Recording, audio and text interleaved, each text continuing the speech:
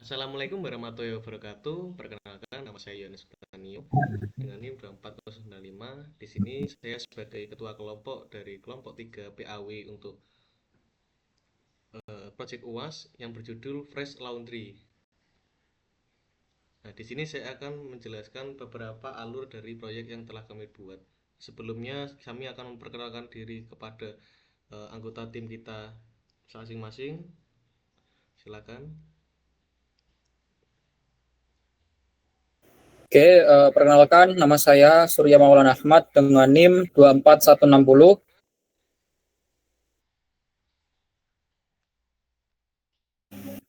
Saya Anas dengan NIM 24200. Saya Rizky Pratama Marco dengan NIM 24181. Saya Muhammad Andri Firmansyah dengan NIM 24139. Nah, baik, itulah anggota-anggota dari anggota tim saya. Nah, di sini proyek yang kami buat adalah Fresh Laundry yang digunakan untuk melayani layanan laundry secara terpercaya dengan kualitas terbaik. Nah, layanan kami menyediakan beberapa layanan seperti cuci basah, cuci kering, dan cuci setrika dan lain-lain yang terdapat pada aplikasi kami. Semua layanan tersebut sesuai dengan harga yang sudah kami tentukan tentunya. Nah, di dalam aplikasi kita pertama kali untuk menggunakan layanan kami, pastikan pengguna memiliki login terlebih dahulu. Nah, di sini sebagai anggota awal kita akan coba login. Nah, ketika kita mencoba untuk login, maka kita belum punya akun terlebih dahulu. Maka dari itu kita akan melakukan daftar akun untuk sekarang. Nah, di sini saya akan masukkan nama lengkap saya, kemudian email, password. Untuk keterangan tambahan ada nomor telepon dan juga alamat lengkap. Kita coba daftarkan diri saya. Oh iya, ini kita pakai email yang lain.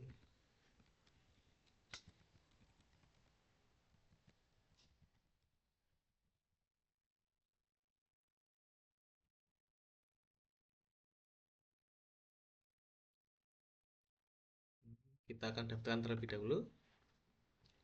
Nah, setelah user terdaftar, maka kita dapat melakukan login kepada aplikasi kita.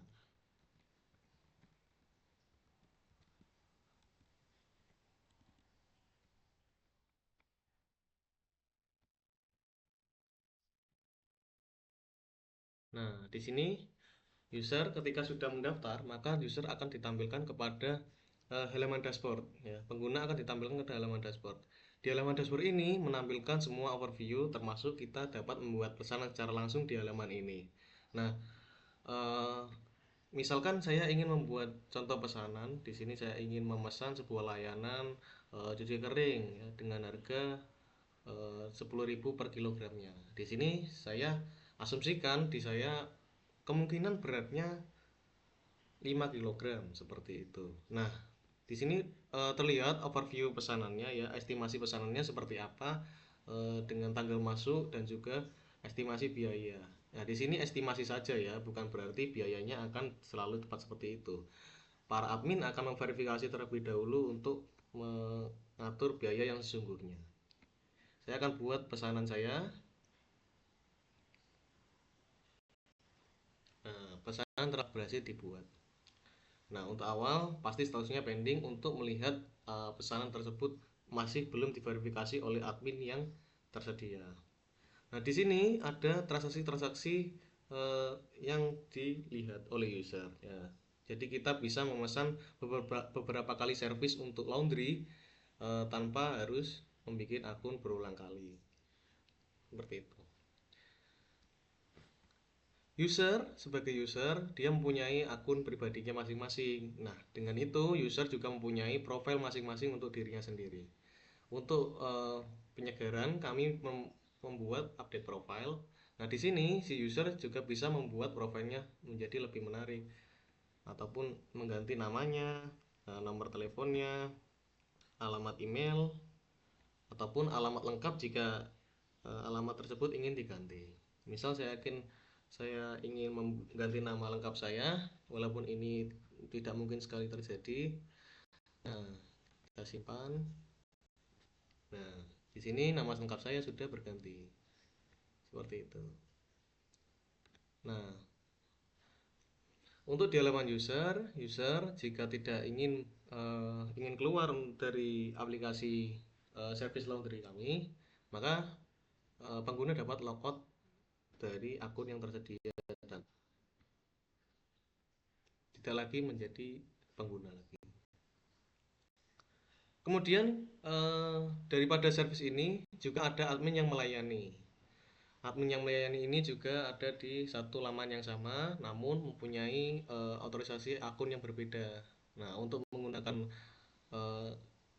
hak akses admin, maka kita harus menggunakan akun yang terkait dengan admin. Saya contohkan, saya akan login sebagai admin terlebih dahulu. Nah, di sini saya mengakses laman yang sama, saya akan mengakses login yang sama juga, namun saya akan menggunakan login sebagai admin.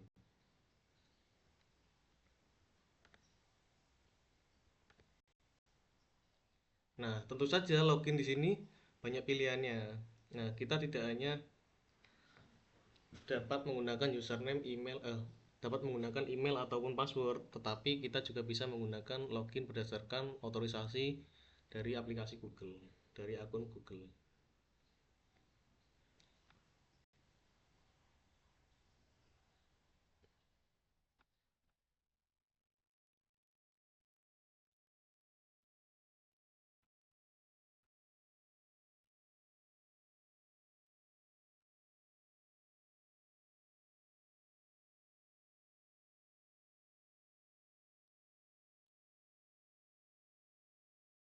Nah, disinilah admin akan mengatur semua kepentingan dalam aplikasi ini berjalan. Di halaman awal ada dashboard overview yang menampilkan semua pesanan yang ada dan masuk ke dalam aplikasi kami. Nah, sebagai contoh tadi ada di manajemen pesanan, kami telah membuat pesanan satu, yaitu dari Yohanes Octanio dengan berat 5 kg. Nah, pesanan tersebut akan berstatus belum diverifikasi. Nah, status belum diverifikasi ini perlu diverifikasi beratnya oleh admin yang menjaganya. Ya, termasuk semua admin dapat memverifikasi berat tersebut. Nah, kita asumsikan beratnya itu sudah sesuai ataupun mau dirubah dengan kesesuaian berat yang sudah ditimbang oleh admin. Kemudian kita verifikasi beratnya.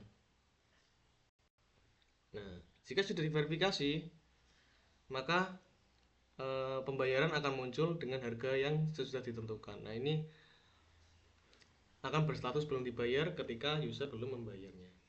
Pembayaran dilakukan secara manual kepada admin melalui offline. Nah, keterkaitan user ini sudah membayar atau belum, admin dapat mengontrolnya melalui tombol aksi. Ketika status dalam perubahan, misalnya sekarang sudah dalam keadaan diambil.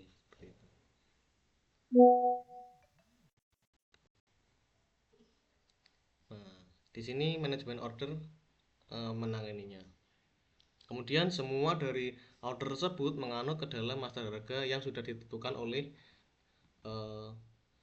pelayanan kami. Nah, misalnya di sini ada jenis-jenis harga dari cuci basah yang harganya 3.000 per kilo dengan estimasi 2 hari. Dan setiap jenis layanan mempunyai kategorinya masing-masing.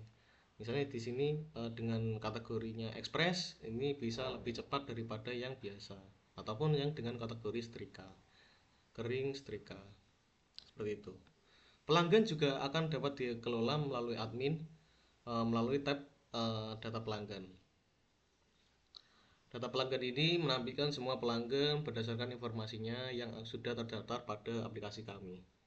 Nah, mengapa demikian? Karena kita kemungkinan jika ada suatu kendala oleh user, maka kita dapat menanganinya dengan segera.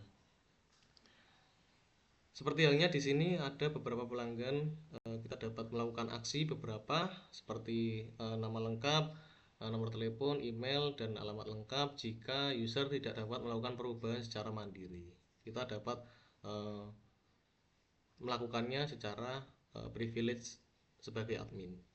Kemudian kita juga punya privilege untuk menghapus salah satu account jika itu memungkinkan. Hal yang terakhir yang ada di dashboard admin adalah laporan keuangan. Laporan keuangan ini berisi tentang semua transaksi yang sudah dilakukan di dalam aplikasi kita. Laporan keuangan ini termasuk pengeluaran pemasukan per bulan, kemudian total jumlah transaksinya berapa, terbayar berapa, dan belum dibayar berapa. Termasuk di sini ada total omset per bulannya berapa. Nanti kami bisa menampilkannya berdasarkan bulannya berapa per bulannya. Nah, di sini juga kita bisa lihat tahun per tahunnya berapa.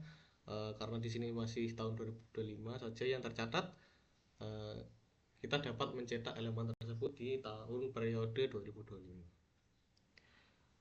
Selain itu, kita juga dapat mengekspor sebagai file spreadsheet, sebagai Excel dalam tombol ekspor ke Excel.